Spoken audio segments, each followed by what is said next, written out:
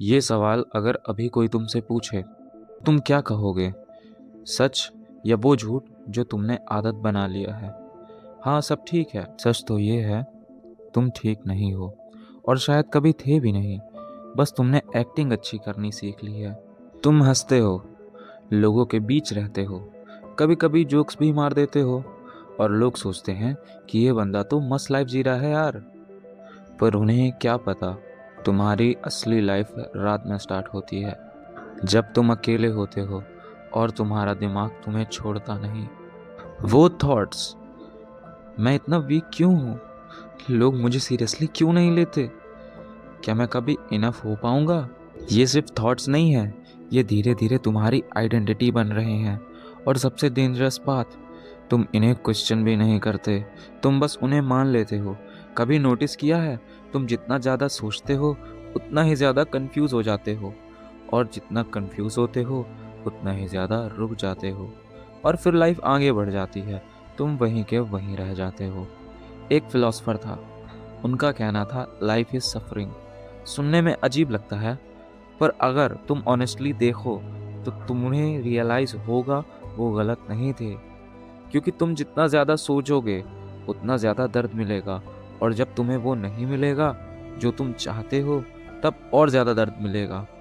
और फिर तुम सोचते हो, अगर लाइफ में इतना दर्द है तो फिर जीने का पॉइंट ही क्या है? यही सवाल हर इंसान कभी न कभी पूछता है अपने मन में, और इस सवाल ने कुछ लोगों को फिलोसफर बना दिया और कुछ लोगों को अंदर से तोड़ दिया। एक लड़का था, उसका नाम इम्पोर्टेंट नहीं है क्योंकि वो लड़का तुम हो। वो भी तुम्हारी तरह ही था, उसके पास सपने थे, एक्सपेक्टेशंस थी, और एक होप थी कि लाइफ उसके फेवर में होगी। उसने सोचा था कि लोग उसे रिस्पेक्ट देंगे, उसकी प्रेजेंस फील होगी, और शायद कोई लड़की भी होगी जो उसे समझेगी। पर धीरे धीरे सब उल्टा होने लगा। लोग उसे लाइटली लेने लगे, उसकी बातों पे हंसने लगे, और जिस लड़की को वो पसंद करता था वो किसी और के साथ थी। और सबसे बुरी बात, उसने खुद को डाउट करना शुरू कर दिया। उसने अपने आप को चेंज करना शुरू कर दिया, कूल बनने की कोशिश की, फनी बनने की कोशिश की, डोमिनेंट बनने की कोशिश की। पर जितना वो किसी और की तरह बनने की कोशिश करता रहा, उतना वो खुद से दूर होता गया। वो मिरर के सामने खड़ा होता और अपने आप से पूछता, मैं कौन हूँ? उसने दुनिया को ब्लेम किया, फिर लोगों को ब्लेम किया, फिर अपनी किस्मत को ब्लेम किया। पर एक चीज़ उसने कभी नहीं की, उसने कभी अपने दर्द को समझने की कोशिश नहीं की। वो सिर्फ उससे भागना चाहता था, डायरेक्शंस में, फोन्स में, रील्स में, लोगों की अटेंशंस में। पर जितना वो भागता गया उतना ही वो दर्द उसके पास वापस आता गया, और एक पॉइंट ऐसा आया जहां वो थक गया, बिल्कुल थक गया। ना कुछ फील होता था, ना कुछ करने का मन करता था, बस एक अजीब सा खालीपना। और उस खालीपने में एक सवाल बार बार घूम रहा था, क्या मैं ऐसे ही जीता रहूंगा? उसी वक्त उसने एक लाइन सुनी, he who has a why to live can bear almost any how. उस दिन पहली बार उसने सोचा, मेरा वाई क्या है? और शायद वहीं से उसकी स्टोरी बदलनी शुरू हुई। शायद प्रॉब्लम दुनिया नहीं थी, शायद प्रॉब्लम लोग नहीं थे, शायद प्रॉब्लम ये थी कि वो खुद को समझ ही नहीं रहा था।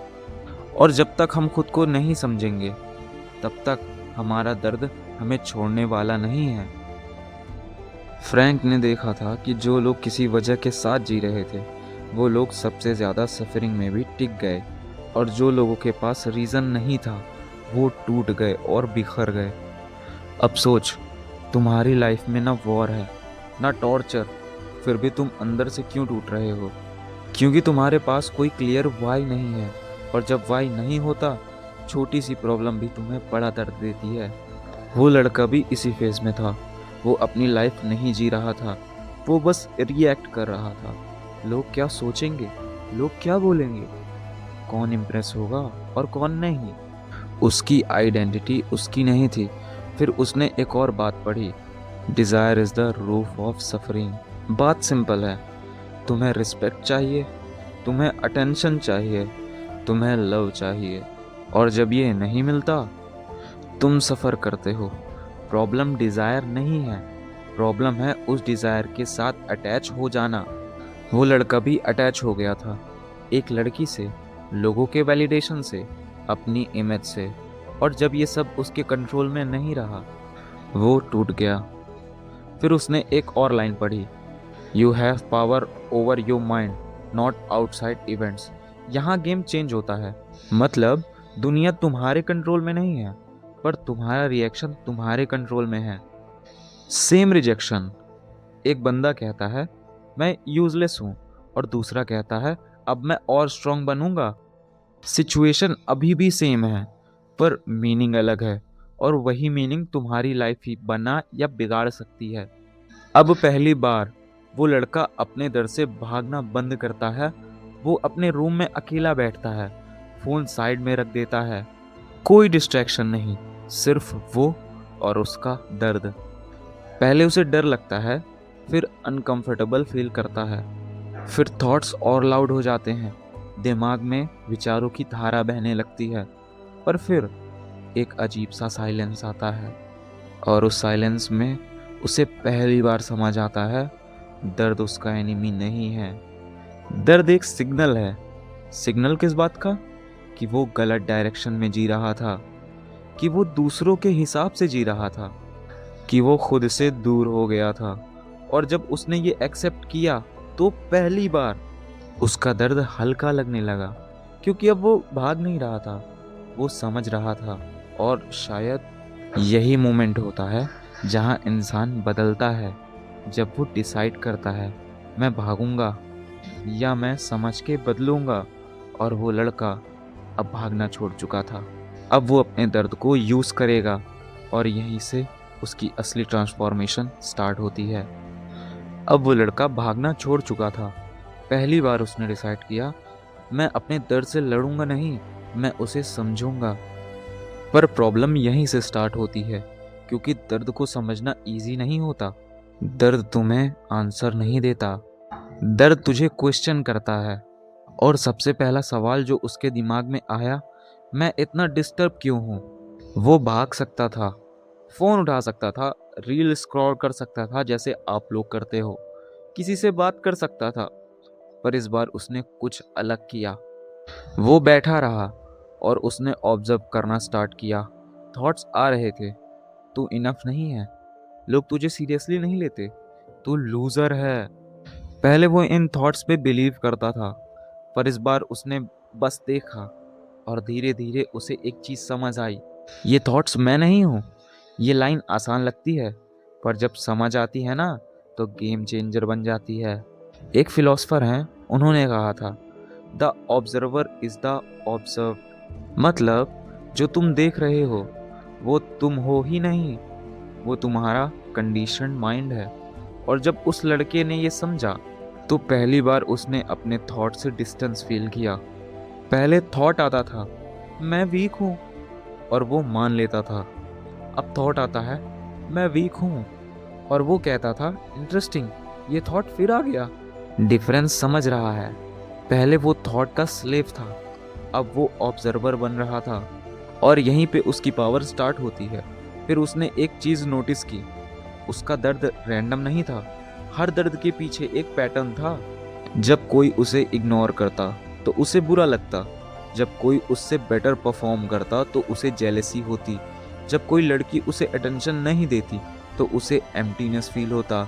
और फिर उसने कनेक्ट किया, मुझे प्रॉब्लम सिचुएशन से नहीं, अपनी एक्सपेक्टेशन से है। It's not what happens to you, but how you react it that matters. और अब ये लाइन उसे फील होने लगती है। पहले वो सिर्फ सुनता था, अब वो समझ रहा था। अब उसने अपनी लाइफ में एक एक्सपेरिमेंट स्टार्ट किया। जब भी दर्द आता, वो तुरंत रिएक्शन नहीं देता, वो रुकता, ऑब्जर्व करता, और अपने आप से एक सवाल पूछता, मुझे एग्जैक्टली किस बात से दर्द हो रहा है? अटेंशन नहीं मिलने से, या अपने आप को इम्पोर्टेंट फील ना होने से? और धीरे धीरे उसे असली प्रॉब्लम दिखने लगी। वो खुद को वैल्यू ही नहीं करता था, इसलिए वो दूसरों से वैल्यू एक्सपेक्ट करता था। वो खुद को रिस्पेक्ट नहीं देता था, इसलिए वो दूसरों से रिस्पेक्ट मांगता था। और जब दूसरे नहीं देते, वो टूट जाता था। यहाँ पे उसने एक डिसीजन लिया। अब मैं दूसरों से नहीं, खुद से एक्सपेक्ट करूँगा। और ये डिसीजन सिंपल लगता है, पर यार सबसे टफ यही होता है, क्योंकि अब ब्लेम करने के लिए कोई नहीं बचता। अब सब रिस्पॉन्सिबिलिटी तुम्हारी होती है। और यही वो पॉइंट है जहाँ 90% लोग गिव अप कर देते हैं। पर वो लड़का अब रुकने वाला नहीं था। उसने अपनी आइडेंटिटी रीबिल्ड करनी स्टार्ट कर दी थी। छोटे स्टेप से सही, पर स्टार्ट कर दी थी। डेली थोड़ा डिसिप्लिन, थोड़ा सेल्फ रिस्पेक्ट, थोड़ी ऑनेस्टी अपने आप से। कोई ओवरनाइट चेंज नहीं होता, पर स्लो ट्रांसफॉर्मेशन। और सबसे इम्पोर्टेंट, कोई ओवरनाइट चेंज नहीं, पर कोई ओवरनाइट चेंज नहीं, धीरे धीरे बदलाव शुरू हुआ। और सबसे इम्पोर्टेंट चीज़, अब वो अपने दर्द से डर नहीं रहा था, वो उसे समझ रहा था, उसे यूज़ कर रहा था। और धीरे धीरे वो दर्द उसकी स्ट्रेंथ बनने लगा। अब रिजेक्शन होता, वो टूटता नहीं, वो एनालाइज करता। अब जब लोग इग्नोर करते, वो इनसिक्योर नहीं होता, अपनी वैल्यू खुद डिफाइन करता। अब जब थॉट्स आते हैं तो इनफ नहीं है, वो हंसता है और कहता है, अब तुम मुझे कंट्रोल नहीं करोगे। और शायद यही असली पावर है। दर्द को ख़त्म करना पावर नहीं है, दर्द के साथ जीना और उसे उस और दर्द के साथ जीना और उसे यूज़ करना पावर है। और अब वो लड़का वीक नहीं रहा था, वो परफेक्ट भी नहीं बना, पर वो अवेयर हो गया। और अवेयरनेस किसी भी ट्रांसफॉर्मेशन का फर्स्ट स्टेप होता है। पर कहानी अभी ख़त्म नहीं हुई, क्योंकि अब उसे एक और चीज़ फेस करनी है। ये दुनिया, रियल वर्ल्ड, लोग, रिलेशनशिप्स, फेल्यूर। और यहाँ पे ही डिसाइड होगा क्या वो सच में बदलता है या सिर्फ समझता है।